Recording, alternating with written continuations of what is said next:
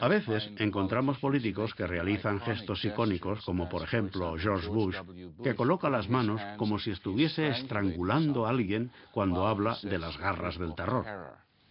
Slowly but surely, the grip of terror around the throats of the Iraqi people is being loosened.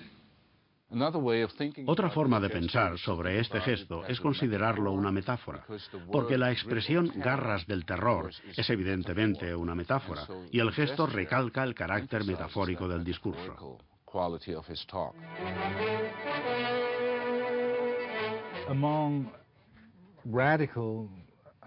En los líderes populistas radicales solemos encontrar un lenguaje corporal que parece que vaya contra las normas establecidas al actuar de forma desmesurada. Intentan atraer a las masas que están hartas del sistema político establecido.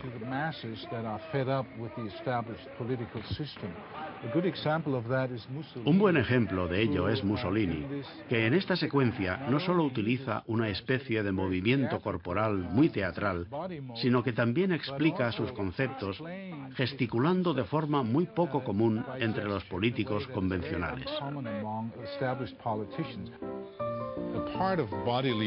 Un aspecto del comportamiento corporal sobre el que normalmente no pensamos es la forma de andar de las personas.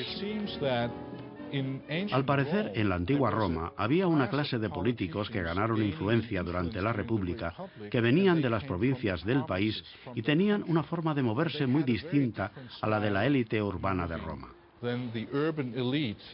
Estos políticos dieron expresión corporal a sus ideas con su manera de andar, que se llamó el andar rústico.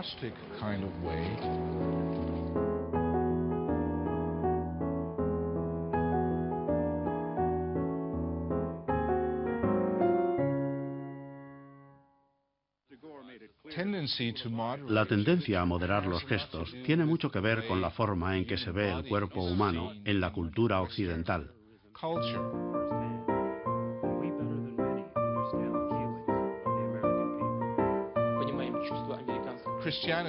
El cristianismo desempeña un papel importante en ello y, por ejemplo, durante la Edad Media, cuando alguien gesticulaba exageradamente, esto se consideraba como el signo de que esa persona era incapaz de controlarse.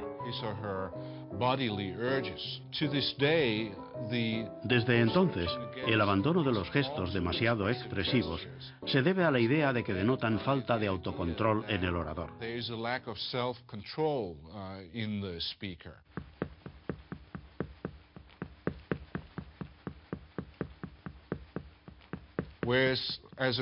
Pero como estudioso del tema, yo diría que cuanto más se gesticula y cuanto más complejos son los gestos, más se comunica con el público. Considero que estamos experimentando un verdadero resurgimiento del gesto, y creo que esto tiene que ver con la naturaleza visual de la sociedad actual.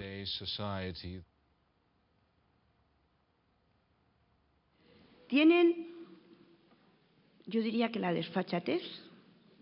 Mientras que las emociones, las intenciones y la expresividad de nuestros líderes políticos pueden reconocerse en sus expresiones faciales y en su lenguaje corporal, su capacidad para convencernos también depende en gran medida de la calidad de la voz y de la entonación.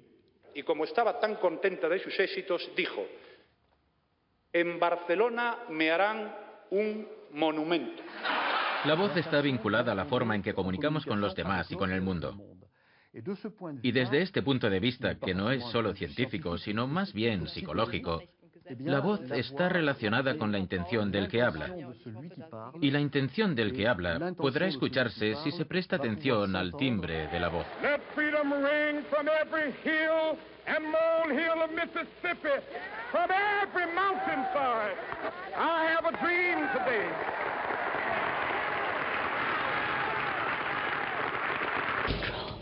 With this faith, we will be able to work together, to pray together, to struggle together, to go to jail together, to stand up for freedom together, knowing that we will be free one day. Hay que escuchar el timbre de la voz, porque la voz, al fin y al cabo, es el equilibrio entre lo exterior y lo interior, entre la impresión y la expresión. And freed a country from brutal oppression. Dentro de los diferentes tipos de voces tenemos las voces de cabeza, que se caracterizan por una dirección, la de la cara. Las voces de cabeza son voces a menudo muy pontificantes que suelen intentar convencer. Tenemos también otras voces que se pueden asimilar a las voces de cabeza, las voces de boca, voces que implican sobre todo la cavidad bucal. Por ejemplo, Tony Blair tiene una voz en la que la boca está activa, lo que da un tono agudo a la voz, que va a producir armónicos agudos y bastante proyección.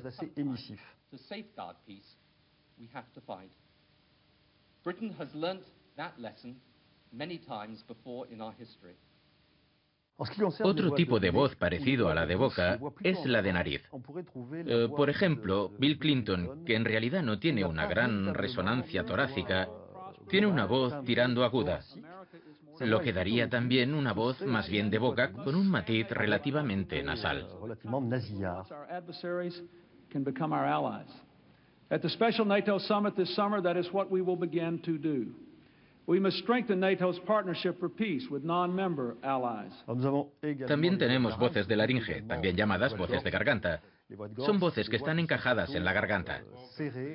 Estas voces denotan que se están buscando las palabras. La palabra prima sobre la sonoridad, y por eso son siempre voces menos carismáticas que las voces sonoras.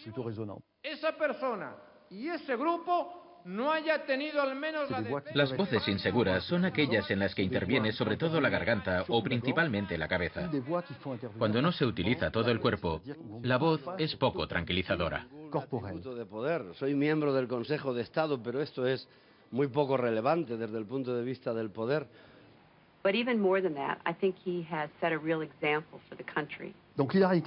Considero que Hillary Clinton es una persona con una voz falsamente segura. Tiene una voz que demuestra cierta fragilidad, dado que su timbre es más bien laringio y de cabeza. No se puede decir en el caso de Hillary Clinton que tenga una verdadera voz torácica o seductora, o muy segura, como se podría decir, por ejemplo, de Margaret Thatcher. Together our nations have faced the challenges of our time and have not flinched. We forged ahead with strengthening the peace, spreading prosperity and safeguarding liberty. Hillary Clinton juega con el registro de la emoción precisamente porque esta falta de seguridad en la voz deja adivinar la fragilidad emocional, que ella, de forma más o menos voluntaria, no pretende esconder. I see what's happening, and we have to reverse it. Las voces de estómago son las más valoradas, porque tienen una buena base y dan muchos armónicos agudos. Presentan un muy buen equilibrio entre los tonos graves y los tonos agudos. Es el caso de Ronald Reagan. Tenía un buen control de la voz, una voz de estómago que ponía en juego todas sus capacidades, lo que le daba una voz equilibrada, muy armónica y armoniosa. The exemplar of freedom and a beacon of hope for those who do not now have freedom. To those neighbors and allies who share our freedom, we will strengthen our historic ties and assure them of our support and firm commitment. We will match loyalty with loyalty. Otro elemento importante de la eficacia del mensaje oral es el número de palabras por minuto. Money cannot buy it, power cannot compel it, technology cannot create it. It can only come from the human spirit.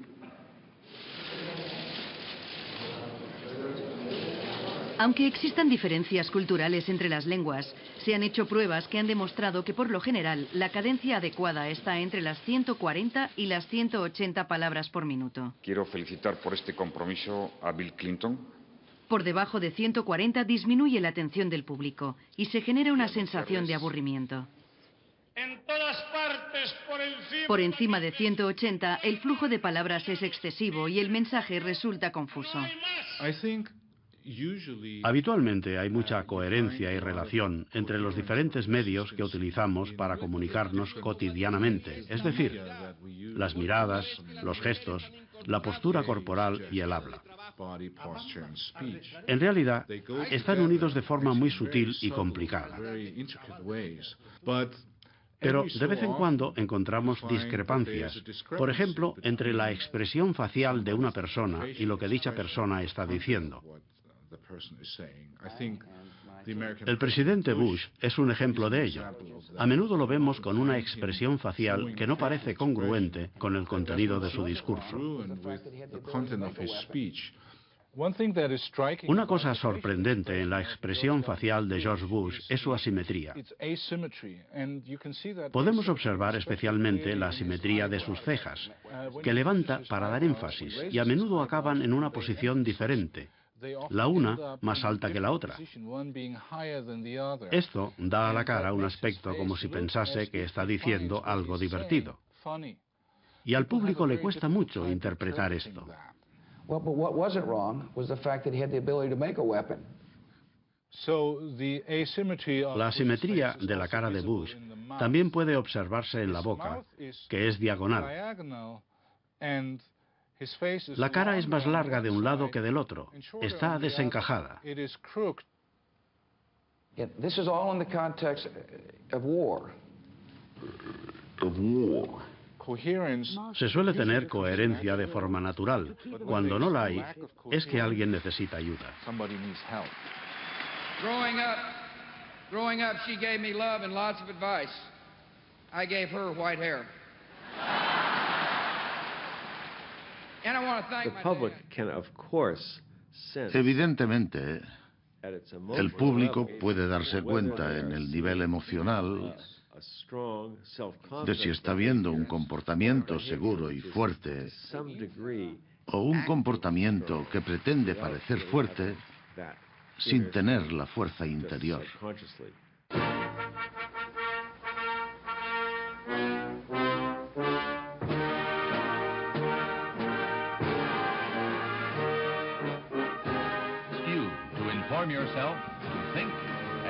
El carisma político y el impacto de un líder dependen en gran medida del contexto histórico, cultural y social de un país.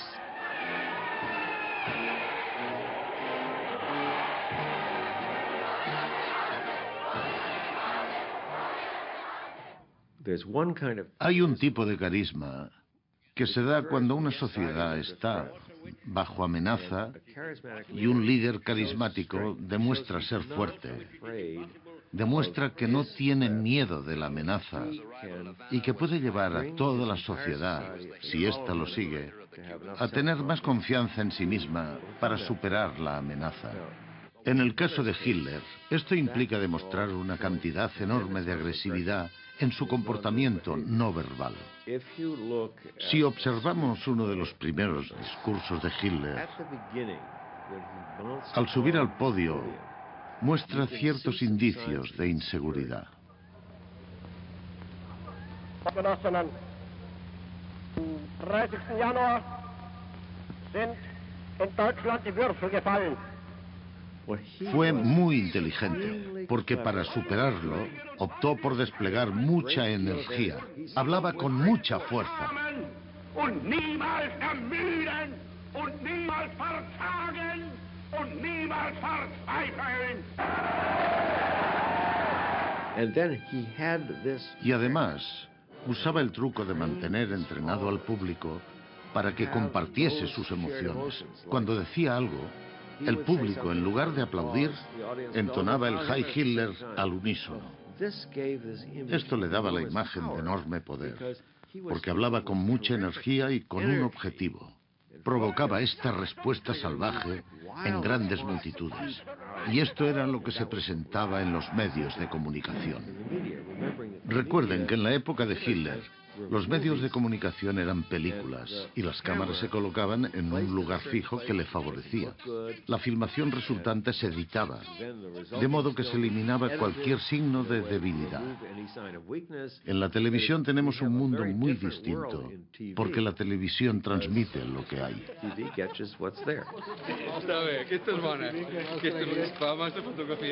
Aunque en las últimas décadas se haya desarrollado la educación política del público, todas las imágenes políticas transmitidas por televisión y demás medios modernos de comunicación suelen llevar a la gente a operar a partir del principio de comparación de comportamientos. And all of us in this chamber, we are now the bearers of that idea.